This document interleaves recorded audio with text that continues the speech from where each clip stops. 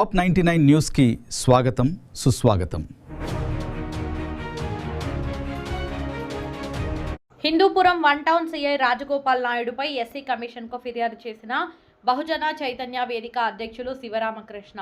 సత్యసాయి జిల్లా హిందూపురం ప్రభుత్వ ఆసుపత్రి దగ్గర one town CI Rajagopal Naidu శివరామకృష్ణపై దాడి చేసిన విషయంపై తిరుపతి జిల్లా కేంద్రంలోని పద్మావతి గృహం నందు నేషనల్ ఎస్సీ కమిషన్ చైర్మన్ గారిని తన బృందంతో గురువారం కలిసి జరిగిన విషయం గురించి వివరించి వ్రాతపూర్వకంగా ఫిర్యాదు చేశారు.